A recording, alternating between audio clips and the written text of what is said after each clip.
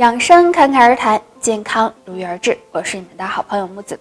人们一旦患上糖尿病，在饮食方面要求就会高很多。这要求高了，就难免会让人产生一些误区。那今天木子就跟大家说说糖尿病常见的2个饮食误区。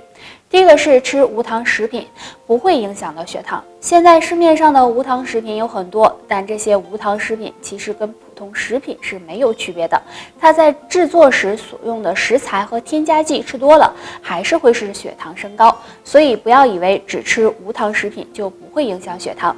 第二个是糖尿病人不能吃水果。很多人觉得水果糖分高，有糖尿病的人就不能吃，但其实很多水果都含有丰富的营养，甚至还能够起到控制血糖的作用，所以有些水果还是可以正常吃的，像是橙子、猕猴桃、草莓等等。那以上就是糖尿病人常见的2个饮食误区了，大家也要注意别再犯了。那为了稳定血糖，木子也建议大家可以常用葛根来泡水喝，不仅能降血糖，对身体的好处也很多。大家好，我是你们的好朋友木子，欢迎收看侃侃养生。今天我们要聊的主题是睡前揉腹10分钟，大肚腩消失不见了。肚子上的赘肉太多，不仅会让身材走形，还会让你穿衣服很难看。那怎么样才能减掉这烦人的赘肉呢？不妨每天睡前揉揉腹。下面教大家3种揉腹方法。第一种，先将双手对搓搓热，然后放在腹部，顺时针的按揉，力度要轻。如果脂肪比较多的地方，可以加重一些力度，每天睡前做1次就行。第二种，将双手放在腰腹两侧，赘肉比较多的地方，然后上下来回的揉腹，也是力度不要太大，晚上有空的时候揉就行。第三种，将双手对搓搓热，放在腹部两侧，然后2手同时在腹部两侧揉动，力度要轻。如果有失眠上火情况的朋友，也可以用这种方法。这3种揉腹方法可以带动全身血液循环，促进脂肪消耗。每天睡前揉10分钟，帮你慢慢减掉大肚腩。那以上就是今天的全部内容了。如果大家还有其他的疑问或者是建议，可以在评论区留言分享出来。养生不仅仅是身体上的滋养调理，同样也是内心的一种修养。大家好，我是你们的好朋友木子，欢迎收看侃侃养生。今天我们要聊的主题是肺不好的人睡觉时会有2种表现，多做一个动作，养肺清肺。由于现在环境因素和自身的因素，导致很多人出现肺病，这对肺部的伤害是很大的。那肺不好的人睡觉时会出现2个变化。变化1，胸口憋闷。正常情况下，我们睡觉时呼吸都是顺畅的，但如果睡觉时出现胸口憋闷，甚至被憋醒，那就可能是肺部出现了问题，尤其是经常吸烟的人要特别注意。变化2，咳嗽。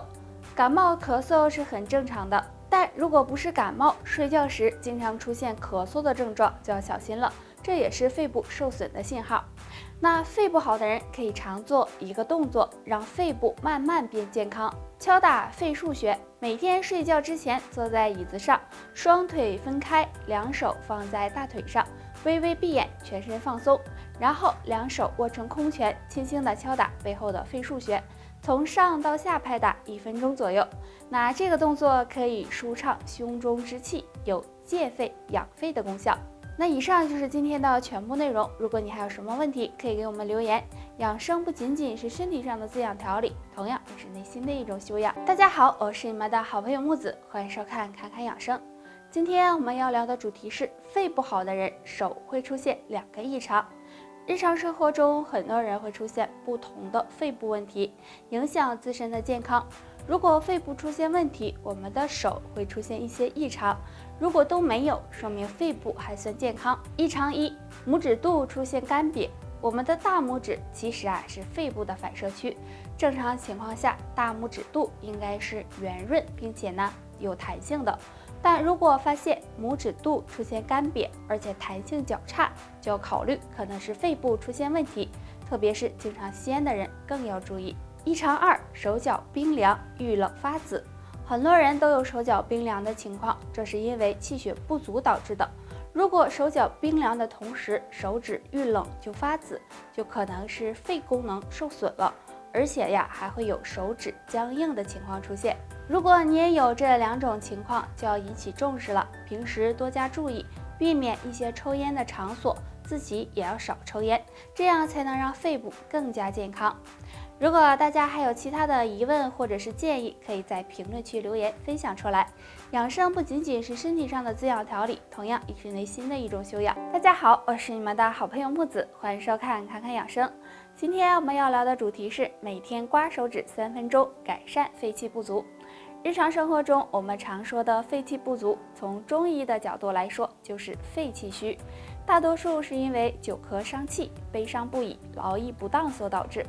那该怎么调理呢？大家可以每天刮刮手指。在我们大拇指上有一个少商穴，少商穴是人体肺经最末的一个穴位，属于手太阴肺经，在拇指末端桡侧，距离指甲角0.1寸的地方。少商穴具有活血通络、清肺泻火的功效。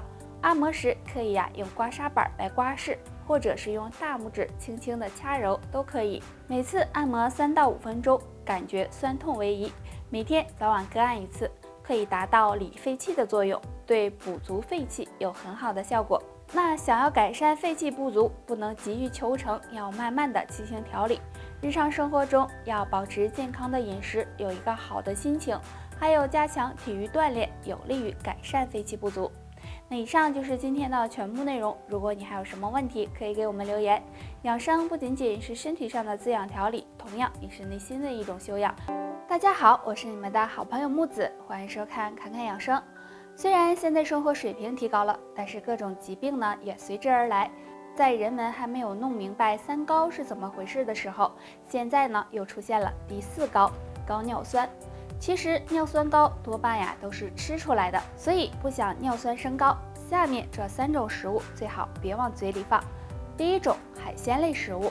虽然海鲜很好吃，但是尿酸高的人最好别吃，因为海鲜类食物中含有大量的嘌呤，会增加体内尿酸的含量，所以尿酸高的人最好就不要吃海鲜了。第二种，牛羊肉。其实牛羊肉也属于高嘌呤食物，而且呢，牛羊肉比较难消化，热量也很高。如果经常吃，会使体内的嘌呤代谢出现异常，从而导致尿酸升高。第三种，高汤。高汤一般是用猪骨、鸡骨等原料熬制出来的，高汤中含有很高的脂肪和嘌呤，而且呢是酸性的，不利于尿酸的排出，会加剧痛风的出现，所以建议尿酸高的人要少喝高汤。那尿酸高的人适合吃什么食物呢？